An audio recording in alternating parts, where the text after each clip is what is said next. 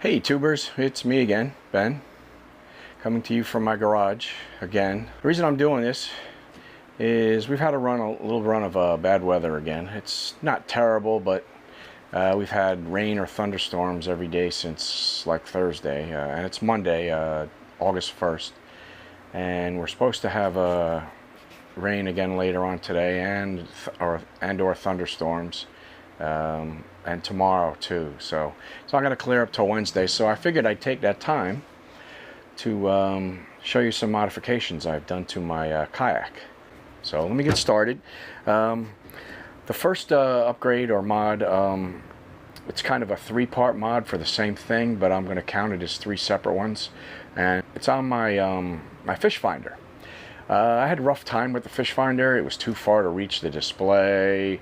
I had a great idea, and I put the transducer on a GoPro mount, and I rigged it so it would work, and it was right here. It was in the water. I could reach it, and it worked great for a while. But like I said, this kayak's had some hard use on and off the roof of my car, dragging it through the sand on lakes. So it's dirty, and it's got some small scratches on it. So the suction cup doesn't fit anymore, or doesn't stay on.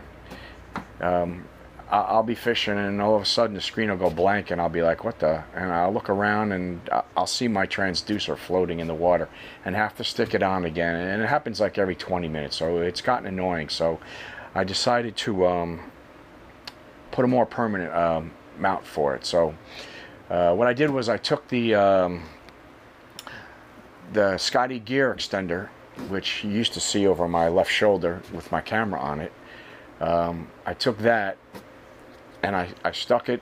I put another short piece of Scotty rail for the gear heads between the rear handle and the rear compartment, and I stuck a gear head on it, and I used the machine screws, and I screwed that down, and I had it go over the handle, and you'll see in the picture.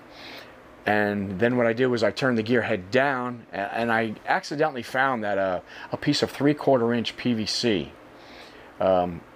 fit into the gear head perfectly. It almost kind of locks in. It kind of grabs it a little bit. And I wouldn't trust anything of value on it like that, so I modified it so that it'll stay. It won't go anywhere. One end I drilled a hole through the gear head, through the PVC, and I bought one of those clips. I forget what you call it, but it's up there. I bought one of those clips and put it on, so that's not going anywhere. And then the bottom piece, and the PVC I used was, I don't know, short, maybe 10 inches. The bottom end that attached to the transducer, I put a hose clamp through the transom mount, which I am using on the transducer, and I tightened that down on the piece of PVC, and it's perfect. Upgrade number 2 is I've moved the battery. What I was doing, where I had the battery, I had it on the front under some bungee cords, and it was sliding around. It borderline probably could have fallen in the water a few times, which probably would not have been a good thing. So I've mounted that inside the kayak behind the seat back here, and I put it in a plano box that I originally bought for that purpose, but just never got around to putting it in there. So I've modified the inside of the plano box so the battery's in there snug and it's not going anywhere, and I've got the lid on. I drilled a hole for the wire to go through, and I've got it secured to the inside of the bottom of the rear recessed pole holder. And I've got a bungee cord in there, keep it from sliding around. So it's in there pretty good. I have to take the battery out when I throw this up on the roof of the car, because I don't want to be going down the highway and hear a battery bouncing around on the roof. So I will have to take it out, but the case is going to stay. So that's number 2 of the fish finder. And number 3 is the easy one, the display. I moved it to here. I took another short piece of the Scotty track for the gear heads, and I put it in one of these little compartments they have next to the cup holder, and I drilled a hole so I can run the wires through, and I put it right here. So in the past, I had to do this to turn it on and to press the buttons. It was up here on this piece of rail, so I had to slide forward in the kayak, and I just couldn't reach it. So now all I have to do is lean forward a little bit, and I can turn it on. There it goes. It's going. You can't see it, but it's going on. It says transducer connected, normal, and there's the down imaging. So let me shut that off. So the fish finder is totally user friendly now. It's where I can reach it. Everything's self-contained. I've got the wires run on the inside, except for over the back. I had to put it on the outside because I can't leave the transducer mount on the kayak while I'm transporting it on my escape, because I turned the kayak upside down, and so what I'm going to have to do is take it off and store it inside behind the seat somewhere. And what I'll probably do is put a sock or a golf club cover or something over top of it to keep it from getting all scratched up while it's in there and riding around. But that's the fish finder. The next upgrade number 4, is because I moved the display forward, the Hero 4 would be on that track, and I would catch the top of the display in all my videos. So I also moved the GoPro forward. This is where the white is going to be. I put the white there because the video quality is not what it is in my Hero 4 or even my Hero 3 Black. So it doesn't use as much card and as much battery. I mean, with a backpack on there, I can get 3.5 hours of video before the battery dies, and by then the card is almost full. So it works out to put the white there. So I moved that so I could reach it, and again I had to do the same thing with that. If I forgot to turn it on when I got on a kayak, or if I wanted to stop it or start it or whatever, I would have to reach all the way to that rail for it. Now I can turn it on like this. There's the on/off button, and I can start it with that. And I may have to slide forward a little bit. I mean, I can still turn it, so I can even take the camera out and the battery out. So this is all easier for me, which saves time and aggravation. Number 5, since I used the mount for the Hero 4 on the transducer, I made another mount for the Hero 4, the Hero 4 Black. I took a piece of that 3/4 inch PVC. I don't know, it's probably about 3.5 feet maybe. And I stuck it in the bottom of a gearhead, and again I stuck a pin through it so it doesn't fall out or go anywhere. And I've put it on the piece of Scotty rail that I already had behind me, that I had the camera and the other pole holder in.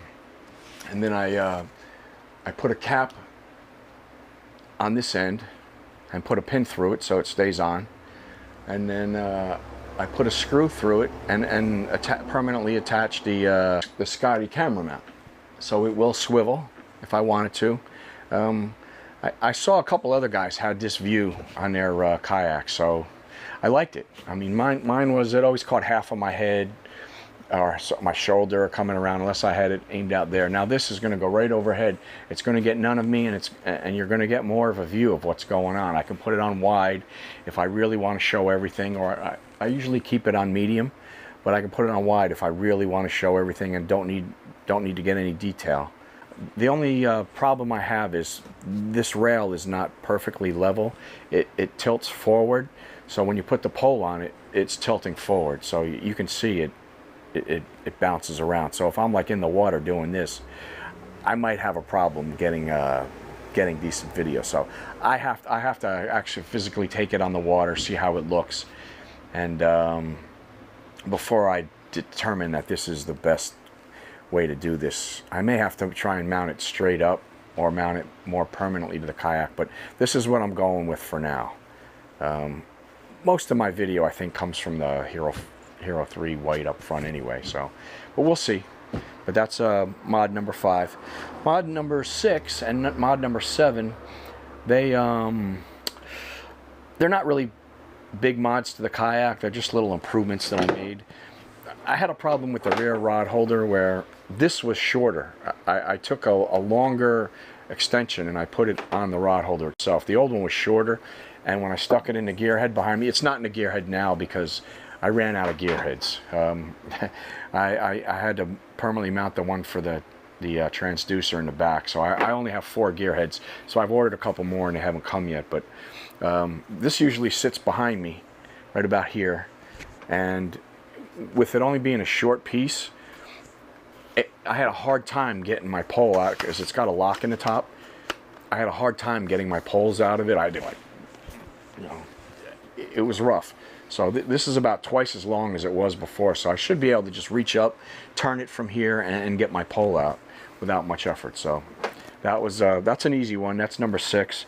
Number 7, I've put my fish grips that everybody hates to good use by bending the wire on my scale, or bending the hook on my my Field and Stream weighing scale, and I attached the fish grips to it. So now I can instead of poking a hole in the fish's mouth, which I've had not had much luck doing. I think I did it for the first time last week at Rising Sun Lake, and I felt a little bad about it. And the fish happened to flop off of it while I was weighing it, so that didn't make me feel real good either. But I can put this on the fish's mouth and weigh the fish. And some of you might say, well, isn't it going to make the fish weigh more? No, because when this scale, when you turn it on, it zeroes out whatever you have attached to it. I could have a car hanging from it, and it would still show a 0. I don't know if you can see the scale. It's zeroed out. Right now it's zeroed out. So whatever the fish weighs, that's what it's going to show. And I can show you that by pulling on it. There's like 4 pounds. So that's a mod. Now I can get weights on my fish, which I haven't been able to do. And I'm putting these fish grips to good use. I guess I've gone on for long enough. So I just wanted to thank my subscribers and those of you who watch my videos, and ask that you give a comment or a like or a dislike, so I know that I'm either on the right track or the wrong track with doing my videos. If you put a dislike up there, do me a favor and give me a little comment. I won't hate on you. Give me a little comment and tell me why you dislike. So have a good night, and again, thanks for watching, and take care, and God bless.